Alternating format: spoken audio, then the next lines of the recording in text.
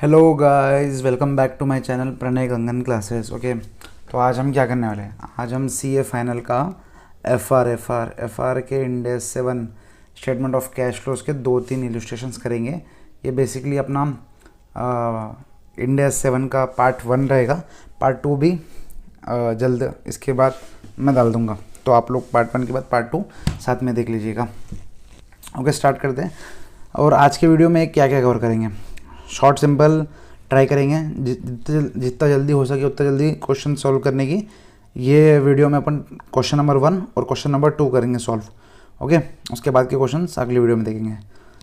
और एक बता दूँ, क्वेश्चन नंबर 2 में सिर्फ डायरेक्ट मेथड यूज़ करने बोला है, और ये very very very very very जितने वेरी डाल सकते हैं उतने वेरी डालने के बाद ईजी लिख देना। ठीक है, वो मैं आपको सॉल्व करूँगा, जब सॉल्व करना बताऊँगा जब आपको समझ जाएगा। ओके, तो अपन अब ग्रुप क्वेश्चन नंबर 1 चलते। क्वेश्चन नंबर 1 अच्छा क्वेश्चन है। बेसिकली आपके पूरे इंडेस 7 के जितने भी कंसेप्ट है यहाँ पर कवर्ड हो जाएंगे। तो एक कंसेप्चुअल क्वेश्चन बोल सकते हैं इसको, कंसेप्चुअल क्वेश्चन। इसमें आपका अच्छे खासे कंसेप्ट कवर हो जाएंगे। ठीक है, तो देखो सबसे पहले क्वेश्चन पढ़ लेते आ जाओ। Using the following data ABC limited to data construct statement of cash flows using direct and indirect. देखो मैंने बोला ना, पूरे कॉन्सेप्ट्स क्लियर हो जाएंगे। डायरेक्टली भी अपन डायरेक्ट मेथड के थ्रू भी सॉल्व करेंगे, इनडायरेक्ट मेथड के थ्रू भी अपने को सॉल्व करना है। ओके, तो 2 ईयर का डाटा दिया सो है।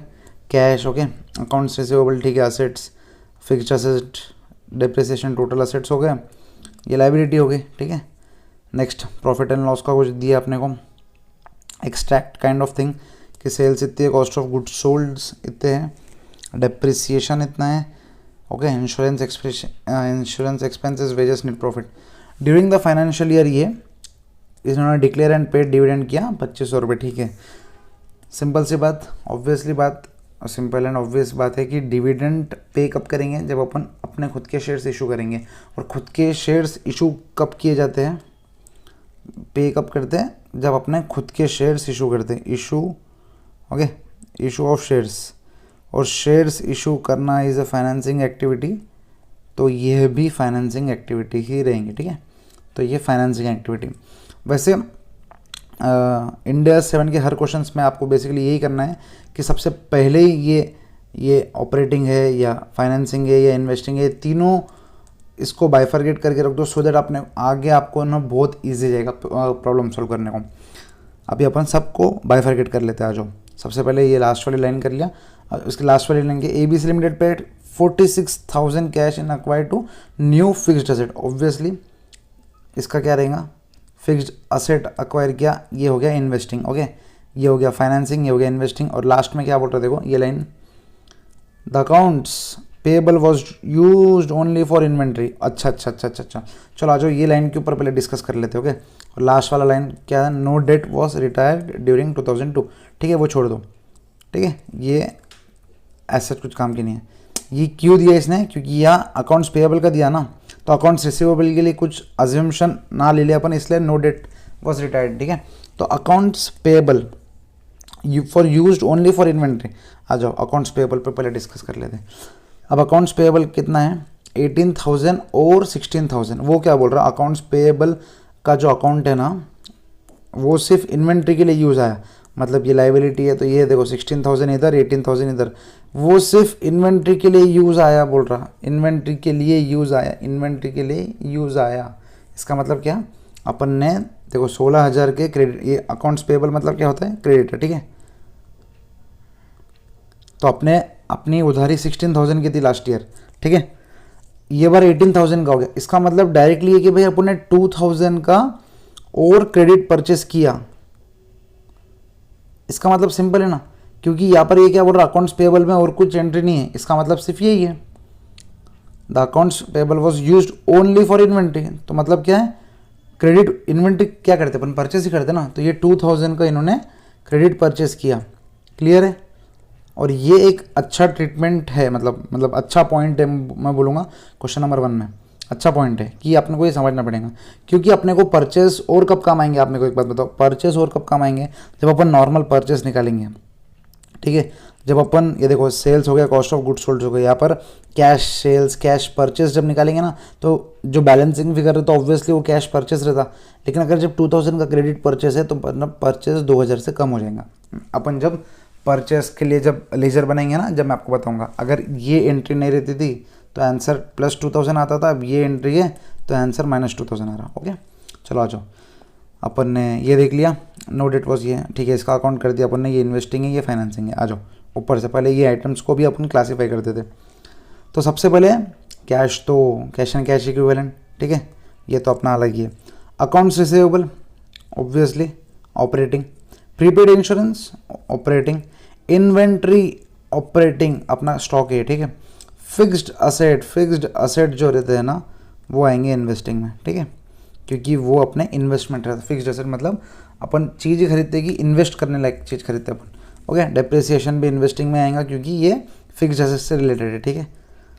Next total assets completed. Accounts payable obviously operating, creditors तो ये ऑपरेटिंग है। Wages payable operating. Debentures issue किए हो भाई, मतलब अपने को पैसों की ज़रूरत होंगी इसलिए अपन ने फाइनेंस पे पैसा उठाया, this is financing. Equity shares, आपको पता है इक्विटी शेयर्स इशू किए मतलब फाइनेंस किया अपन ने, फाइनेंसिंग। ओके नेक्स्ट है रिटेन्ड अर्निंग्स। ओके तो रिटेन्ड अर्निंग का बेसिकली आप सबको पता है, आपने भी पहले सॉल्व किए होंगे क्वेश्चंस। रिटेन्ड अर्निंग का जो भी अकाउंट फॉर करना पड़ता वो प्रॉफिट आफ्टर टैक्स में ऑटोमेटिकली एडजस्ट हो जाता, तो इसको अपने को कुछ करने की ज़रूरत नहीं रहती, ठीक है। This is none of our business बोल सकते हैं। नेक्स्ट है, हो गया, ये हो गया। अब देखो सेल्स है cost of goods sold. Cost of goods sold का एक बार फॉर्मूला बता दो, बहुत अच्छा फॉर्मूला है कॉस्ट ऑफ गुड्स सोल्ड का, काम में आएगा अपने को कुछ ना कुछ निकालने के लिए, ठीक है। तो कॉस्ट ऑफ गुड्स सोल्ड मतलब क्या होता है, सिंपल सी बात है, मतलब ओपनिंग में मेरे पास 15 लाख के गुड्स थे, मैंने परचेस किया और 20 लाख के गुड्स, तो अभी कितने हो गए मेरे पास, 15 लाख प्लस 20 लाख माइनस समझ लो मैंने मेरे पास क्लोजिंग स्टॉक कितना है, क्लोजिंग स्टॉक है और 10 लाख का, तो ये cost of goods sold 15 lakh के गुड्स थे प्लस 10 लाख, 35 माइनस 10, तो मेरे पास 25 लाख के गुड्स मैंने सोल्ड किए, समझ रहे, क्योंकि क्लोजिंग स्टॉक है तो 25 लाख के गुड्स कॉस्ट रहता है। 25 लाख के कितने में सोल्ड किए वो कैश में आएंगे, वो सेल्स में आएंगे, ठीक है, आपको पता है। तो कॉस्ट ऑफ गुड्स सोल्ड का formula opening plus purchase minus closing. Okay अभी तक सब क्लियर मेरे हिसाब से। यहाँ पर अपन कर रहे कि अपन क्वेश्चन को पूरा खोल दे रहे, सो दैट जब अपन सॉल्व करेंगे ना तो अपने को कोई भी चीज़ हार्ड नहीं लगेंगी। ओके बस ऑपरेटिंग के लिए देखेंगे, इन्वेस्टिंग के लिए देखेंगे, फाइनेंसिंग के लिए देखेंगे, और जो काम का नहीं है, जैसे काम का नहीं है अपन इसको हटा ही दे रहे, ठीक है। ओके हटा ही दे रहे इसको। नेक्स्ट ओके ये हो गया। डेप्रिसिएशन आपको पता है, मुझे पता है, सबको पता है, पूरी दुनिया को पता है कि भाई depreciation is a non cash expenditure. Okay तो जो इनडायरेक्ट मेथड में अपन जो प्रॉफिट लेके ऐड माइनस प्लस करते सब चीज़ों को, तो यहाँ पर सबसे पहले डेप्रिसिएशन को नॉन कैश एक्सपेंडिचर ऐड करेंगे, ठीक है, आपको पता है। इंश्योरेंस एक्सपेंस ऑपरेटिंग, ठीक है, wages operating, nothing to worry about, और नेट प्रॉफिट आ गया। तो अपन ने बेसिकली पूरे क्वेश्चन को खोल के रख दिया और अपने को पूरा क्वेश्चन ऑलमोस्ट समझ गया कि क्या कहाँ क्या दिए सो है, ठीक है। अब अपन सॉल्व करेंगे, दोनों मेथड से सॉल्व करेंगे। सबसे पहले डायरेक्ट मेथड से सॉल्व करेंगे, ठीक है, आ जाओ डायरेक्ट मेथड से सॉल्व करेंगे पहले।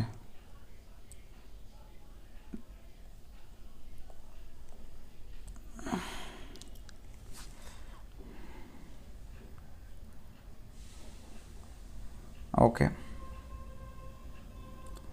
आ जाओ, okay just a second guys, आप लोग भी आपकी बुक पेन निकाल के रेडी रहो। तो क्वेश्चन नंबर 1 सॉल्व कर रहे हैं अपन, ठीक है। क्वेश्चन नंबर 1 सॉल्व कर रहे हैं। सबसे पहला मेथड कौन सा है, डायरेक्ट मेथड। ओके तो ये हो गया डायरेक्ट मेथड सॉल्व कर रहे हैं। डायरेक्ट मेथड का एक बार रफ में फॉर्मेट देख लेंगे, बस क्या रहता है। सबसे पहले वो तो ठीक है, ऑपरेटिंग, फाइनेंसिंग और इन्वेस्टिंग अलग अलग करते हैं। ऑपरेटिंग में क्या रहता, सिर्फ कैश जो आया, कैश जो गया, कैश कैसे भी आओ, सेल से आओ, बस कस्टमर से कैश आना चाहिए, बस वो देखते हैं। फिर एक्सपेंसेस जो भी अपन ने किए, परचेसेस हो गए, एक्सपेंसेस हो गए, जैसे अपन ने देखा था इंश्योरेंस के, वो सब माइनस कर देंगे, और जो बचेगा वो ये। और बेसिकली डायरेक्ट मेथड में ऑपरेटिंग हो, फाइनेंसिंग हो या इन्वेस्टिंग हो, सब में यही रूल फॉलो करते हैं, कैश प्लस और कैश माइनस। ओके, क्या क्या कैश आया, क्या क्या कैश गया, ठीक है। तो सबसे पहले cash flows from operating activity, मित्रों ऑपरेटिंग एक्टिविटी। ओके, तो सबसे पहले ध्यान रखना, बैलेंस शीट देखने से पहले जो प्रॉफिट एंड लॉस है और जो एडजस्टमेंट दिए हुए उसको अकाउंट फॉर करना। उसके बाद जैसे इनडायरेक्ट मेथड में भी अपन क्या करते, पहले अकाउंट फॉर कर देते प्रॉफिट एंड लॉस से, उसके बाद चेंजेस इन वर्किंग कैपिटल करते। क्यों वो चेंजेस इन वर्किंग कैपिटल क्या है, बैलेंस शीट का पार्ट है। तो बैलेंस शीट के आइटम्स को ट्राई करना कि बाद में करो, पहले भी कर सकते हैं नथिंग, लेकिन बाद में करोगे तो कंफर्ट मिलेगा, क्योंकि कुछ एंट्री मतलब कुछ की कुछ पॉइंट्स का शायद रेफरेंस हो सकता है बैलेंस शीट के आइटम्स में, तो वो अपने को पहले पता, मतलब पहले अपन अकाउंट फॉर कैसे करेंगे उसको बाद में कर सकते हैं, इसलिए ठीक है। चलो आ जाओ। तो cash flow from operating activities में सबसे पहला क्या रहेगा, obviously cash received from customer. Cash receive कैसे होगा, सेल्स के थ्रू होगा। तो सेल्स तो 2 लाख है तो 2 लाख लिख लो क्या, नहीं सर नहीं, 2 लाख डायरेक्टली कैसे लिखेंगे, ये कैश है कि क्या है अपने को थोड़ी मालूम। तो 2 लाख अपन डायरेक्टली नहीं लिख सकते क्योंकि अपने को पता नहीं ना कि ये कैश है या क्रेडिट है। तो सेल्स का कैश सेल्स निकालने के लिए अपने पास तो इसका जो भाई रहता, भाई बोल दो या छोटा बेटा बोल दो, सेल्स को अपन ऑब्वियसली कंपेयर करते किससे, अकाउंट्स रिसीवेबल से, क्योंकि अगर क्रेडिट में माल बेचा होगा तो इधर बड़ा होगा, देखो। ओके, कैश आया, ये सेल की बात नहीं रहती, यहाँ पर क्या लिखते हैं सबसे पहले, कैश रिसीव्ड। ओके, तो कैश रिसीव्ड के लिए अपन आ जाओ लेजर बना लेते हैं, सब लेजर्स अपन यही बना लेंगे। ओके, तो यह अगर अमाउंट का फिगर आएगा तो यहाँ से अपन लेजर बनाना चालू करते हैं, ठीक है। तो सबसे पहले अपन बनाते हैं अकाउंट्स रिसीवेबल का लेजर, ठीक है, अकाउंट्स रिसीवेबल का नेचर। ओके, ये आपको पता है, मुझे पता है, ये है असेट अकाउंट। तो असेट का हमेशा डेबिट बैलेंस होता है। तो लास्ट ईयर का बैलेंस कितना था, 32,500, और ये देखो फर्स्ट सेकंड वाला 32,500, और ये ईयर का 25,000। तो लास्ट ईयर का बैलेंस 32,500 और ये ईयर का बैलेंस 25,000, मतलब डेबिट बैलेंस है, इसलिए मैं पूरा लिख के नहीं बता रहा हूँ कि ये क्या क्या कहेगा, ठीक है। सेल्स जब हुई 2 लाख की तो एंट्री क्या हुई होंगी, अच्छा मान लेते पूरा क्रेडिट सेल्स है, ठीक है। ठीक है, तो अपने क्या क्या लिख दिया यहाँ पर, ओपनिंग और क्लोजिंग लिख दिया। अब अपने को यहाँ पर बताया था कि सेल्स जो है ना 2 लाख की, ठीक है। तो सेल्स होता तो अपन क्या लिखेंगे बताओ, क्रेडिट में करेंगे, क्रेडिट में लिखेंगे या डेबिट में लिखेंगे, क्रेडिट मतलब क्रेडिट साइड लिखेंगे या डेबिट साइड लिखेंगे, क्योंकि इससे अपना आंसर डिसाइड हो जाएगा। तो ऑब्वियसली क्या लिखेंगे बताओ भाई, सेल हुआ तो अकाउंट्स डेबिट, ये डेटर्स अकाउंट है, तो debtors account, debtor is an asset, तो डेटर्स अकाउंट डेबिट रहेगा टू सेल्स रहेगा, बराबर। ये डेबिट है और ये डेटर्स है, ठीक है लिखते दोनों को सेम है। तो डेबिट के साइड में सेल्स लिख देंगे 2 लाख का, तो जो भी बैलेंसिंग फिगर है भाई वो कैश मिला। देखो मान लो 32,000 का लास्ट टाइम ओपनिंग था अपना, ठीक है, डेटर से 32,500 मिलना था और अपन ने 2 लाख सेल किया, ठीक है। तो ये टोटल, इसमें क्रेडिट सेल भी है कैश सेल भी है, ठीक है। कैश सेल क्रेडिट सेल अपने को थोड़ी मानो, इसलिए अपन क्या करते, ये बार क्रेडिट कितना बाकी है 25,000, तो जो बाकी का रहेगा वो क्या रहेगा, कैश सेल्स रहेंगे, ठीक है। तो ये कितना है, सॉल्व करके देखो, मैं भी सॉल्व कर रहा कैलकुलेटर पे। 32,500 प्लस 2 लाख माइनस 25,000, तो ये आ गया 207,500, मतलब क्या, अपने को जो कैश रिसीव्ड हुआ वो 2,07,500। ओके, ये हो गया कैश। अब चलते हैं अपन परचेस के ऊपर, इन्वेंट्री जो अपन ने परचेस किया, कैश इशू, अब कैश पेड वाले। अब कैश पेड में 2-3 रहेंगे, इन्वेंट्री भी है, इंश्योरेंस भी है, ठीक है, वेजेस पेएबल भी है। तो सबसे पहले आ जाओ, सबसे पहले अपन किसका बनाते हैं, इन्वेंट्री का बना लेंगे, ठीक है। इन्वेंट्री का बनाने के पहले, हाँ इन्वेंट्री का बना लेंगे, चलो आ जाओ। और इन्वेंट्री का बनाने से पहले मैं ये बोल रहा था कि अपने को ये ध्यान देना है कि 2,000 का क्रेडिट परचेस भी है, ठीक है। ओके, तो अब आ जाओ, इन्वेंट्री कितना है, इन्वेंट्री है लास्ट टाइम 34,000 था, अभी हो गया 30,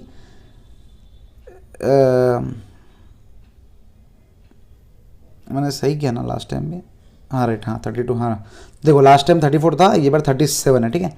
तो इन्वेंट्री अकाउंट खोलो, inventory account, okay. Debtor debit side, क्योंकि ये एसेट है, 34,000 का ओपनिंग था, क्लोजिंग है 37,000 की।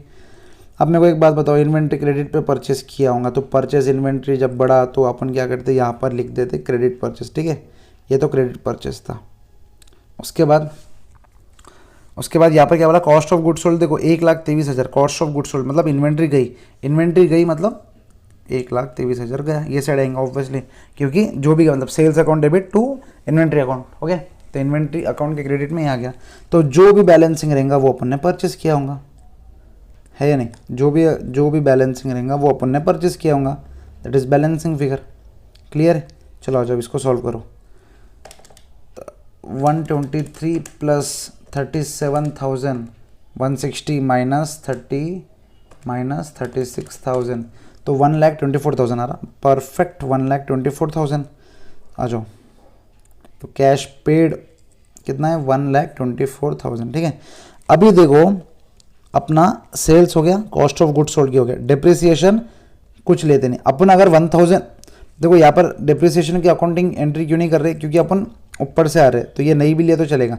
वही अपन नीचे से जाते थे ना, तो इसके अंदर 15,000 ऑलरेडी ऐड या लेस हो गया, मतलब लेस हो गया रहता था, इसलिए अपन इंडायरेक्ट मेथड में इसको ऐड करते हैं। अब देखोगे इंडायरेक्ट मेथड जब अपन सॉल्व करेंगे ना, इसमें 1,000 लेते, इसलिए अपन ये 15,000 ऐड करते, क्योंकि ये 1,000 15,000 को डिडक्ट करने के बाद आया। लेकिन अभी जो अपन कर रहे हैं वो नहीं किसी को डिडक्ट या किसी को ऐड नहीं हुआ, ठीक है। अब आ जाओ किस पे, देखो सेल्स हो गया, कॉस्ट हो गया, डिप्रिसिएशन लेते नहीं, इंश्योरेंस पे चलो आ जाओ। तो इंश्योरेंस का देखो ऊपर इंश्योरेंस का कुछ दिया है कि भाई 7,000 का था, अभी 5,000 हुआ, तो इसका भी अपन क्या करते, इसका भी एक बना लेते हैं लेजर, ओके, इंश्योरेंस, ठीक है, इंश्योरेंस अकाउंट में क्या रहेगा, सिंपल 7,000 का ओपनिंग, 5,000 का ये, इसने बोला मैंने 11,000 का एक्सपेंस किया। अब एक्सपेंस किया तो बताओ आप कौन से साइड लिखेंगे अपन, obviously profit and loss to insurance expense, क्योंकि इंश्योरेंस एक्सपेंस किया। तो आप बताओ ये 16 और ये 7 तो आ जाएगा 9,000, मतलब 9,000 का कैश में एक्सपेंस किया, बराबर ये था इन्वेंट्री का। अब आएगा इंश्योरेंस का कितना है, अपन ने निकाला 9,000 रुपये। ओ एक मिनट, ये कैश पेड है तो इसको माइनस में डालो, नहीं तो कंफ्यूज हो जाएंगे, ठीक है। आ जाओ, अब ये इंश्योरेंस का भी हो गया। अब नेक्स्ट है वेजेस का, वेजेस आ जाओ, वेजेस का भी नॉर्मली सबके आप जनरल एंड लेजर बना लोगे ना तो आप काफ़ी कंफर्टेबल रहोगे, ठीक है। अब आ जाओ वेजेस का बनाते हैं, वेजेस अकाउंट। वेजेस में क्या हो रहा, वेज पेएबल 7,000 था, 4,000 हुआ, ओके, 7,000 था, लाइबिलिटी है इसलिए क्रेडिट साइड, 7,000 था, 4,000 हुआ, अपन ने पे किया भाई, वेजेस 50,000 पे किया, 50,000 पे किया अपन ने, वही normal debit profit and loss to wages, तो वेजेस के क्रेडिट में ही है। अब जो बाकी का रहेगा वो क्या रहेगा, कैश रहेगा, सिंपल सी बात है। कैश में कितना पे किया भाई, आप देखो ये हो गया 57, ये हो गया 4, तो ये हो जाएगा 53,000। आ जाओ, वेजेस 53,000, ओके। तो अभी अपना सेल्स हो गया, ये हो गया, डिप्रिसिएशन ले लिए, इंश्योरेंस ले लिए, मतलब नहीं आता, इंश्योरेंस हो गया, वेजेस हो गया, तो मतलब इधर का अपनी पूरी कहानी हो गई। अब आ जाओ ऊपर देखते हैं ऑपरेटिंग एक्टिविटी का और क्या क्या बाकी है जिसको अकाउंट फॉर करना है। उसके बाद ऑपरेटिंग एक्टिविटी खत्म, फिर इन्वेस्टिंग, फिर फाइनेंसिंग, ओके। आ जाओ, सबसे पहले अकाउंट्स रिसीवेबल कर लिया, प्रीपेड इंश्योरेंस कर लिया, इन्वेंट्री कर लिया, इधर का हो गया एसेट। लाइबिलिटी साइड आ जाओ, अकाउंट्स पेएबल का अकाउंट फॉर कर लिया, 2,000 का क्रेडिट अपन ने इसमें ले लिया था परचेस अकाउंट निकालते समय, वेजेस पेएबल का भी ले लिया, मतलब ऑपरेटिंग एक्टिविटी पूरा हो गई खत्म अपना। तो बस यही ऑपरेटिंग एक्टिविटी का रहेगा, ठीक है। तो ऑपरेटिंग एक्टिविटी का टोटल एक बार निकाल लेते हैं, 2,07,500 माइनस 124 माइनस 9,000 माइनस 53,000, तो 21,500 आ रहा है। आप लोग का भी एक बार चेक कर लेना। इसी के साथ अपना ये हो गया ऑपरेटिंग एक्टिविटी का, यही सबसे हार्ड रहता है, मतलब लेंदी भी रहता है बोल सकते हैं। उसके बाद वाले तो नहीं रहते। जैसे अब अपन चलेंगे इन्वेस्टिंग के ऊपर, तो इन्वेस्टिंग देखना कितना छोटा रहेगा, क्योंकि प्रॉफिट एंड लॉस के जो भी आइटम्स रहते हैं वो पूरे ऑपरेटिंग को इफेक्ट करते हैं, इसलिए यहाँ पर आइटम्स भी ज़्यादा आते हैं। अब आ जाओ, सबसे पहले देखो यहाँ पर प्रॉफिट एंड लॉस में कुछ नहीं है, ऑपरेटिंग से इन्वेस्टिंग से रिलेटेड तो हटाओ। अब आ जाओ ये वाला, देखो ये जो 2500 ये फाइनेंसिंग से रिलेटेड है तो टेंशन नहीं। अब ये जो 46,000 है अक्वायर किया है अपन न्यू फिक्स्ड एसेट का, तो पैसा गया होगा अपन ऑब्वियसली, तो purchase of fixed asset, purchase of fixed asset 46,000 negative. अब आ जाओ ये भी हो गया अपना अकाउंट फॉर। अब ऊपर आ जाओ इन्वेस्टिंग इन्वेस्टिंग इन्वेस्टिंग, हाँ ये इन्वेस्टिंग देखो 2,70,000 और 3 लाख, मतलब 2,70,000 के लास्ट टाइम असेट थे, ये बार 3,16,000 है। तो इसका आप डिफरेंस निकालोगे तो आपको समझ जाएगा कि जो 46,000 नीचे मेंशन किया है ना और जो अपन ने लिख दिया वही है। देखो 2,70,000 प्लस 46 करोगे 3,16,000 आ जाएगा। तो बेसिकली अपन ना cash flows from investing activity का जो फिक्स्ड एसेट है ऑलरेडी अपन ने अकाउंट फॉर उसको कर दिया, ठीक है। अब इन्वेस्टिंग से रिलेटेड मैंने आपको बताया था कि डिप्रिसिएशन भी इन्वेस्टिंग से रिलेटेड है, लेकिन वापस डिप्रिसिएशन एक नॉन कैश आइटम है तो अपन लेंगे नहीं, तो ठीक है। नेक्स्ट असेट्स का हो गया। अब लाइबिलिटीज देखो, ऑपरेटिंग फाइनेंसिंग हो गया, इन्वेस्टिंग का पूरा खत्म हो गया। पूरे प्रॉब्लम में इन्वेस्टिंग से रिलेटेड जो भी था आपने लिख दिया, तो बस इन्वेस्टिंग का ये ही है, तो मतलब इसका हो गया बी। अब लास्ट है cash flows from financing activity. आ जाओ फाइनेंस पे क्या क्या उठाया भाई। सबसे पहले प्रॉफिट एंड लॉस, कुछ भी नहीं बचे, देख लो आप, देख लो सेल्स ये हो गया, कुछ बचा नहीं, हटाओ। नेक्स्ट देखो ये वाला भी एंट्री हो गया, लेकिन ये 2500 का एंट्री है ना, अपन ने जो पे किया, अपने पैसे गए, डिविडेंड पे लिखो, जो भी कैश गया लिख लेना, 2500 पैसे गए। चलो आ जाओ ऊपर आ जाओ। अब ये भी हो गया, अब आ जाओ डिप्रेशन। ये फाइनेंसिंग देखो, फाइनेंसिंग नहीं है असेट में, हटाओ, असेट में फाइनेंसिंग नहीं, हटाओ। अब देखो लायबिलिटी में ऑपरेटिंग ओके। डिबेंचर्स देखो फाइनेंसिंग है, ये दो की एंट्री करना है अपने को, डिबेंचर्स और इक्विटी की। देखो 1,60,000 है और 173 है। मैं आपको बताता लेजर कब बनाना, अक्सर लेजर जब बनाना कि ये इन्फॉर्मेशन छोड़ के कोई एक भी इन्फॉर्मेशन अगर प्रॉफिट एंड लॉस से रिलेटेड है या कोई स्पेशल पॉइंट्स में एक भी इन्फॉर्मेशन है ना, तो उसका लेजर बनाओगे ना तो फायदेमंद रहेगा, क्योंकि वो थोड़ा कंफ्यूजन होने के चांसेस रहते हैं। देखो मैं कोई एक बात बताऊँ, यहाँ पर अपने लेजर बनाया, ये तो तुम डायरेक्ट भी कर सकते थे, लेजर क्यों बनाया कि कंफ्यूज ना हो, क्योंकि एक से ज़्यादा पॉइंट्स है। अब मेरे को एक बात बताओ, यहाँ पर सिर्फ एक ही पॉइंट है डिबेंचर्स का कि लास्ट टाइम 160 थे, ये बार 173 है। मतलब ऑब्वियसली बात क्या है, अपन ने डिबेंचर्स इशू किए, मतलब अपने को पैसे आए, क्योंकि देखो ना डिबेंचर्स बढ़ गए 160 से 173। प्रोसीड्स फ्रॉम डिबेंचर्स कितने हुए, 13,000 के डिबेंचर्स आए, तो ये 13,000 रुपये प्लस, सिंपल डायरेक्ट प्लस, क्योंकि यहाँ पर डिबेंचर से रिलेटेड और कोई पॉइंट नहीं है, तो लेजर बना के फ़ायदा नहीं है, ठीक है। लेजर भी कैसा बनेगा, देखो लाइबिलिटी है तो क्रेडिट साइड 1,60,000 और ये 173, तो फिर अपन लिखेंगे इशू 13,000, बस वही है। मतलब बैलेंसिंग फिगर 13,000 आएगा, जो कि ये issue balancing issue proceeds from new issue of debentures, ठीक है। अगर एक से ज़्यादा इन्फॉर्मेशन है तो ही लेजर बनाना, नहीं तो टाइम पास मत करना। अब नेक्स्ट इक्विटी शेयर्स, वैसे इक्विटी शेयर्स का देखो 84 थे, 88 हो गए, मतलब 4,000 की और इशू किए होंगे, 4,000 का और इशू किए होंगे। और देखो कुछ बताइए, रिटेन अर्निंग का मैंने बोल दिया। इसके बाद देख लो पूरा ऊपर से नीचे तक ऑल क्लियर, हर एक एंट्री अपन ने ले ली। चलो आ जाओ इसको ऑफ कर लेते हैं, तो ये कितना 13 + 4 ये हो जाएगा 17 माइनस 2,500 ये हो जाएगा 14,500, ठीक है। तो ये हो जाएगा सी अपना, ठीक है। ABC अपना हो गया। अब मेन ओपनिंग, ये जो अपन कर रहे हैं यही तो मैंने ओपनिंग CCE, ओपनिंग CC कितना है, ओपनिंग CC है 14,000। CC से रिलेटेड देखो लाइबिलिटीज़ में कभी कभी बैंक OD देता, बैंक ओवरड्राफ्ट, तो वो बैंक ओवरड्राफ्ट क्या करना, माइनस कर देना, लेकिन यह कुछ दिया नहीं है तो ऑल क्लियर। तो CC कितना था, 14,000 था स्टार्टिंग, ओके। और क्लोजिंग CC कितना है, 4,000। मतलब अगर अपने को ये ABC plus minus, okay sorry plus या माइनस होंगे तीनों, अगर 14,000 आता है तो अपना सही है, नहीं तो अपना गलत। आ जाओ ए कितना है, 21,500, ओके। ए है सॉरी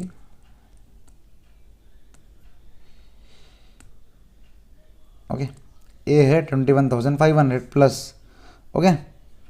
नेक्स्ट है बी कितना है, नेक्स्ट बी कितना है 46,000 माइनस 46,000 माइनस, और लास्ट में सी कितना है 14,000 प्लस। आ जाओ कैलकुलेटर पे करते हैं, 14,000 प्लस 21,500 माइनस 46,000 प्लस 14,500 4,000 स्वाहा। इसी के साथ डायरेक्ट मेथड का अपना पूरा प्रॉब्लम सॉल्व हो गया, वो भी करेक्टली, स्वाहा। अब चलते अपन दूसरा खतरनाक, डायरेक्ट मेथड तो ज़्यादा खतरनाक नहीं था, लेकिन ये प्रॉब्लम में 2-3 बातें अच्छी थी इसलिए खतरनाक लग सकता है ये वाला। पहला वाला तो ये है, सेकंड वाला और एक क्या चीज़ खतरनाक थी, और एक क्या चीज़ खतरनाक थी मैं आपको बताऊँ तो कैश सेल्स तो ठीक है, सेल्स ठीक है, बस वही एक ही चीज़ खतरनाक थी, ये अगर गलत कर देते तो परचेस गलत, परचेस गलत तो ये भी गलत, और टोटल ऑपरेटिंग एक्टिविटी से जितना कैश फ्लो गलत, फिर ये भी मैच नहीं होता था।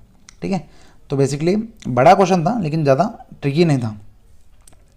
चलो आ जाओ, अब अपन इनडायरेक्ट मेथड सॉल्व कर लेते हैं। अपने पास पूरा डाटा तो ऑलरेडी रेडी है इनडायरेक्ट मेथड सॉल्व करने के लिए। सबसे पहला क्या, वही cash flows from operating activity. Okay मित्रों आ जाओ, सबसे पहले कैश फ्लो में आपको पता है पैट से शुरुआत करना। नेट प्रॉफिट दिया है, पैट नहीं दिया है, तो अपन नाम भी सेम लिख देना। सेकंड क्या हो गया भाई, एक सेकंड, कुछ तो हो गया लफड़ा। अच्छा सॉरी गाइस, एक सेकंड ना। हाँ तो जो नाम दिया है ना दोस्तों वही लिखना, मार्क्स क्यों अपन रिस्क में डाल के कट कराना। ओके, नेट प्रॉफिट दिया है, नेट प्रॉफिट 1000 का दिया है, देखो 1000। सबसे पहले मैंने आपको क्या बोला था, जो भी नॉन कैश आइटम है उसको हटाओ, ऑपरेटिंग से रिलेटेड जो नहीं रहेगा। देखो ये जो 1000 कैसे आया, ये 2 लाख में से माइनस ये हुआ, माइनस ये हुआ, माइनस ये हुआ, माइनस ये हुआ, ये ऑपरेटिंग का है तो ठीक है, क्योंकि अपन ये ऑपरेटिंग निकाल रहे हैं। ठीक है, अगर ऑपरेटिंग नहीं निकालते थे तो बात अलग रहती थी, अपन ऑपरेटिंग निकाल रहे हैं तो जो ऑपरेटिंग से रिलेटेड नहीं है उसको हटाओ, प्लस या माइनस कर दो उसको। ठीक है, और जो नॉन कैश आइटम है उसको भी प्लस माइनस कर दो। सबसे पहले अपन डिप्रिसिएशन कर लेंगे, क्योंकि डिप्रिसिएशन का तो अपन ने कब से लिख के रखा, डिप्रिसिएशन जब माइनस हुआ होगा तो आप क्या करेंगे, प्लस कर देंगे। तो add depreciation being non cash expenditure. ठीक है, आप लिख लेना बड़े बड़े से। ठीक है, 15,000। ओके, और देखो insurance expense operating, various operating, ये तो ऑपरेटिंग है। ठीक है, तो और कुछ इसके अंदर नहीं है। ठीक है, तो अपन यहाँ पर एक बार का क्लोज कर दो। ठीक है, नेक्स्ट आपको पता है, मुझे पता है क्या करना पड़ता है, प्लस और minus changes in working capital. ठीक है, मैंने हैंडराइटिंग और मेरी स्पेलिंग मिस्टेक्स को थोड़ा इग्नोर करना है, मुझे चेंजेस की स्पेलिंग आती है, जल्दी जल्दी में लिख लिया, मैं तो जज कर लूँगे। ठीक है, चेंजेस इन वर्किंग कैपिटल आ जाओ। तो सबसे पहले वर्किंग कैपिटल में बस ऑपरेटिंग देखो, उसको उठाओ। जो भी आपको पता है, एक जनरल रूल वापस बता देता, जो भी एसेट्स रहते हैं वो इनवर्सली रिलेटेड रहते हैं। देखो वापस से, इनवर्सली, बाप रे सही में स्पेलिंग नहीं आ रही मेरे को तो। ठीक है एसेट्स जो रहते हैं वो इनवर्सली बराबर, हाँ, और रहते हैं, और जो लाइबिलिटीज़ रहते हैं वो डायरेक्टली अफेक्ट करते हैं। मतलब एसेट्स मतलब प्लस हुए होंगे तो माइनस करते, माइनस हो, या लाइबिलिटीज़ माइनस हुए होंगे तो माइनस करते। ठीक है, आ जाओ,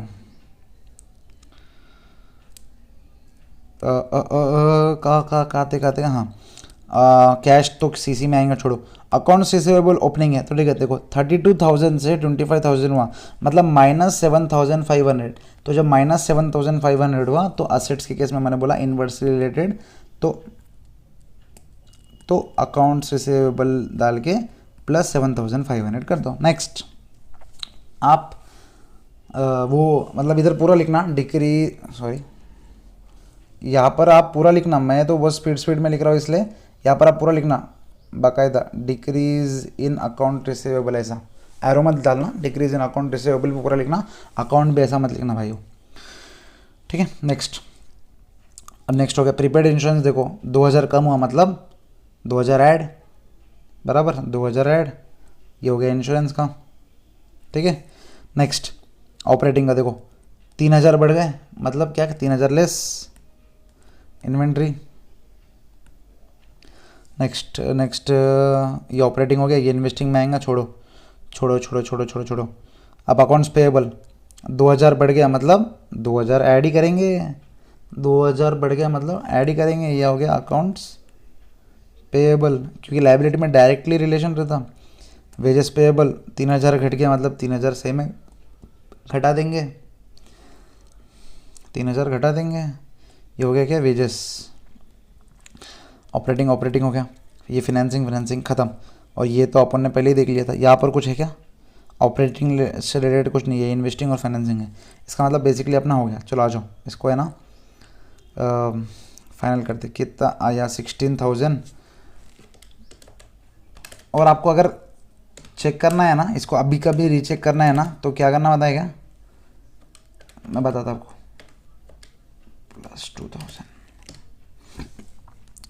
तो जो डायरेक्ट मेथड में आया था ना ऑपरेटिंग कैश फ्लो से, वो जाके चेक कर लेना 21,500। मतलब भाई सही किया अपन ने। इनडायरेक्ट में भी अगर गलत आया तो मतलब तुमने कहीं ना कहीं गलत किया होगा, वापस चेक कर लेना जबकि जब।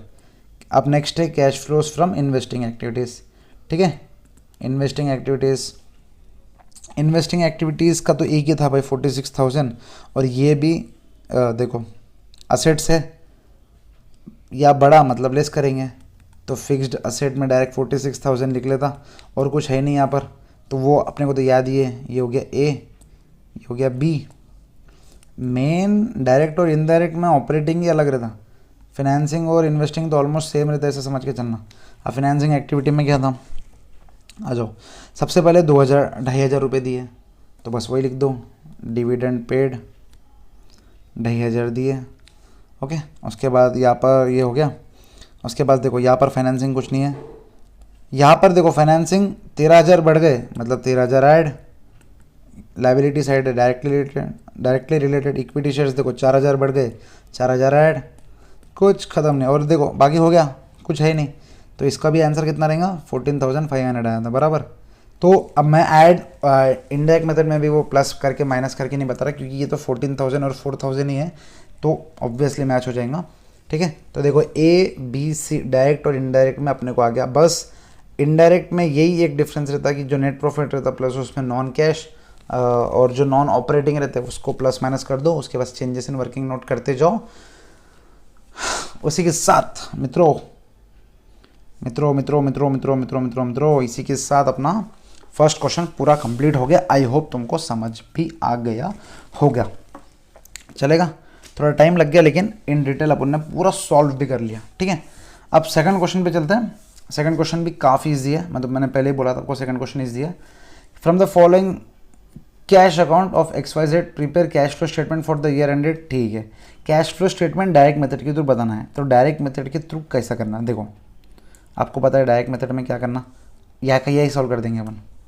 देखो ठीक है, यहाँ का यही सॉल्व कर देंगे। यहाँ पर पहले ऑपरेटिंग लिखेंगे, ऑपरेटिंग के, फिर फाइनेंसिंग लिखेंगे, फाइनेंसिंग के, और फिर लास्ट में इन्वेस्टिंग, मतलब जो भी आपको सीक्वेंस फॉलो करना है। ठीक है, अब आ जाओ, पहले यहाँ पर ओपनिंग CCE कर देंगे 50, और ये ऐड करके क्लोजिंग CCE मस्ट भी 150। तो यह प्लस माइनस करके दोस्तों 150 आने को ना, 150 आने को ना, उतना देख लो, क्रॉस चेक या का यही हो जाता। ठीक है, सबसे पहले इशू ऑफ इक्विटी शेयर, सबसे पहले अपन फाइनेंसिंग ये तीनों को है ना उनके रेस्पेक्टिव हेड्स में पहले लिख लेंगे, सो दैट फिर अपने को यहाँ पर लिखने को ईजी हो जाए। सबसे पहले इशू ऑफ इक्विटी शेयर्स बताओ, financing, obviously financing, issue of equity shares. ठीक है, नेक्स्ट है receipt from customer, operating. Sale of fixed asset, sale of fixed asset, आप बताओ सेल ऑफ फिक्स्ड असेट किस में रहेगा, सेल ऑफ फिक्स्ड असेट किस में रहेगा दोस्तों, इन्वेस्टिंग, क्योंकि फिक्स्ड असेट जब खरीदते इन्वेस्टिंग, ये भी investing. Payment to creditor, obviously operating. Purchase of fixed asset, investing, पता है। Overhead expenses, operating. Payroll expenses, operating. Tax operating. ठीक है, टैक्स भी ऑपरेटिंग। डिविडेंड दोस्तों, डिविडेंड तो दोस्तों फाइनेंसिंग में आएगा, क्योंकि अपन ने क्या किया था, अपन ने इशू ऑफ इक्विटी शेयर्स किए होंगे, उसके ऊपर डिविडेंड अपन दे रहे। एक्सपेंस है अपना डिविडेंड, देखो यहाँ पर एक्सपेंस है। Next repayment of bank loan, ये बता दो। चलो 1 मिनट का मैं आपको टाइम देता हूँ सोचने को, आप सोचो रीपेमेंट ऑफ बैंक लोन किस में आएगा, मैं आपको बता देता हूँ, ऑप्शंस देता। ऑप्शंस आपके पास है इन्वेस्टिंग, ऑपरेटिंग या फाइनेंसिंग ये तीनों में से आएगा, आप सोचो। 15 सेकंड का मैं टाइम ले रहा हूँ, फिर आप बताना मुझे। रिपेमेंट ऑफ बैंक लोन,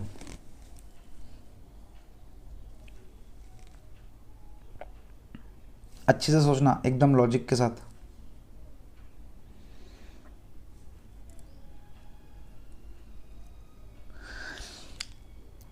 कुछ लोगों को लग सकता, मैं यहाँ पर क्यों सोचने को लगा रहा, देखो यहाँ पर लोगों की थिंकिंग वेरी होती होंगी। सबसे पहले रीपेमेंट ऑफ बैंक लोन कर रहे, इन्वेस्टमेंट तो भाई कोई हालत से नहीं रहेगा, हटाओ इसको। इन्वेस्टमेंट कहाँ से रहेगा, अपन ने लोन रीपे किया, ठीक है। एक तो अपन ने फाइनेंस पे लोन उठाया होगा तो फाइनेंस रह सकता, और लोग बोलेंगे सर ये ऑपरेटिंग मतलब बिजनेस के लिए लोन उठाया तो ये ऑपरेटिंग में भी डाल दो ना। तो हमेशा ध्यान रखना, बिजनेस के लिए भी शायद लोन उठाओ, तो जो फाइनेंस उठाते ना, जो इक्विटी शेयर्स इशू करते ना, मतलब अगर किसी की थिंकिंग ये है कि मेरे को एक बात बताओ, मैंने बैंक लोन लिया क्यों, क्योंकि मेरे बिज़नेस को चाहिए था। बैंक लोन लिया क्यों मैंने, क्योंकि मेरे बिज़नेस को चाहिए था। अब तो ये बिज़नेस के लिए जो भी रहेगा वो तो ऑपरेटिंग रहेगा। अब मेरे को एक बात बताओ, अगर ऐसी आपकी थिंकिंग है, इसलिए मैंने रोका क्योंकि लोगों की थिंकिंग रहती है ऐसे, ठीक है। अब मेरे को एक बात बताओ, जो इक्विटी शेयर्स इशू करते हैं वो क्या अपन अपने खुद के घर के लिए करते हैं? नहीं भाई, वो भी अपन क्या करते हैं, बिज़नेस के लिए करते हैं, समझ रहे हो। तो वो भी जब बिज़नेस के लिए करते हैं तो उसको जब फाइनेंसिंग कर रहे हैं, तो रिपेमेंट ऑफ बैंक लोन मतलब अपन ने बैंक लोन उठाया होगा, मतलब अपन ने पैसे फाइनेंस किए होंगे, फाइनेंस, इसका मतलब ये हो गया फाइनेंसिंग एक्टिविटी दोस्तों, फाइनेंसिंग एक्टिविटी, ओके। फाइनेंस किया होगा अपन ने, ठीक है। ऑपरेटिंग मत लिख देना इसको। चलो आ जाओ, बस हो गया। और ये तो अपने को पता ही है लास्ट। अब बस क्या, अपने को बाइफरकेट करना है। सबसे पहले ऑपरेटिंग में रिसीट फ्रॉम कस्टमर 2800, ठीक है। तो 2800 आप लोग है ना, वो प्लस माइनस पूरा ये है ना, ये जो भी पर्टिकुलर से वो आपका होमवर्क है, ठीक है, ठीक है। 2800 हो गया ऑपरेटिंग, हो 2000 का एक्सपेंस, फिर 200 का एक्सपेंस, फिर 100 का expense, minus 2000 minus 100 minus 200 operating, और 250 का एक्सपेंस, 250 का एक्सपेंस। तो अब कितना आएगा देखो, अब पहले ऑपरेटिंग का निकाल लो। 2800 माइनस 2000 माइनस 300 माइनस 250, ओके। तो आ गया अपना 250। नेक्स्ट लेते हैं अपन ब्लू कलर, ठीक है। फाइनेंसिंग में 300 प्लस और 50 माइनस और 300 माइनस, तो 50 माइनस किया, तो इसी के साथ फाइनेंसिंग भी हो गया। अब लास्ट क्या है, इन्वेस्टिंग बाकी है, 100 है, ये भी हो गया अपना 100 है, और 200 माइनस, बाकी सब ने अपन तो कर लिया। तो 100 minus 200 which is equal to minus 100।